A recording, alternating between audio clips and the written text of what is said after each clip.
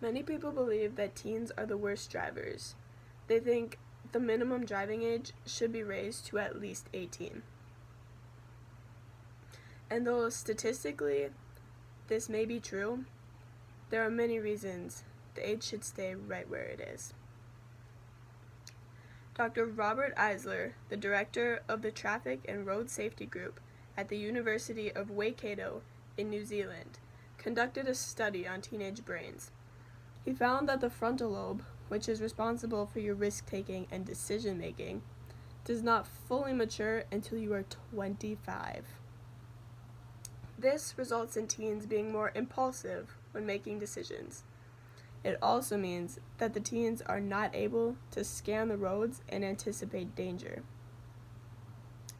Dr. Eisler says that the lack of brain development is a common crash factor in young drivers. He's conducted a field study to find whether driving performance can be improved by boosting the role of the frontal lobe. He'll test teen drivers on various skills such as parking, driving, braking, and steering.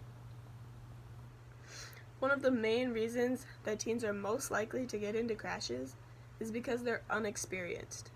They've not been driving as long as most adult drivers, and they've not been in these scenarios in which they end up crashing. This is the main cause for teen deaths. Raising the driving age would not decrease these accidents. It would only mean that the age group getting in these accidents would be a higher age group. Right now, the people in these accidents are kids ages 14 to 18. If you raise the driving age, it would be kids ages 18 to 25, because they are the less experienced ones. Also, getting your license at a younger age gives you more independence. You're able to drive, you can get a job, you run your errands, you become more responsible, and you also gain more experience at a younger age. If you start driving when you're 16, you get the experience within your first 2 years, and then once you're 18, you're a better driver. If you get your license at 18, you get your experience by the time you're 20, and at this point, you're already out on your own, you're not at home, you have to drive. So not letting kids get their license at a young age also puts a lot of pressure on the parents. The kids are not able to run the errands. The parents must do that, and they don't have the extra help. The parents are also responsible for getting kids places like school, sporting events, extracurricular activities, anywhere they need to be. For some parents, this is not possible, and it is extremely helpful when the kid has a driver's license. Also, it's really hard to get a job if you can't drive. If you can't get yourself somewhere, your parents are responsible, and you're not able to do it. That also puts a stress on the kids and takes away some independence and responsibility skills that they would need when they move out of the house. And if your brain, so according to Dr. Eisler, your brain is not mature until you're 25. If this is the argument people want to use, that our brains aren't mature enough, do they want to raise the driving age to 25?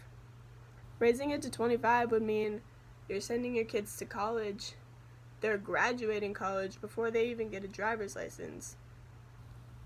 How do they get around? They're out on their own, they're living by themselves, but they can't drive. They're not able to get a full job. They're not able to do anything. You don't have any independence because you have to rely on someone to get you places. Although the statistics on teen driving are horrible,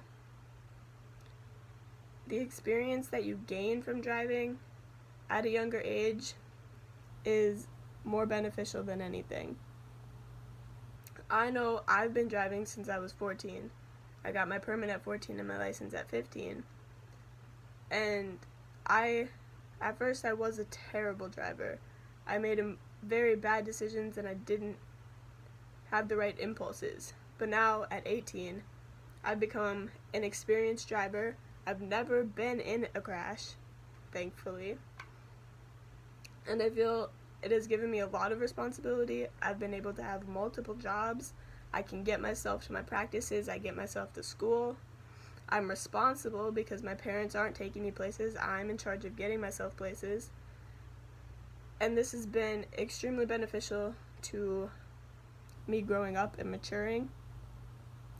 And even though my brain isn't fully mature, doesn't that mean I'm just going to become a better driver and I'm going to have more experience?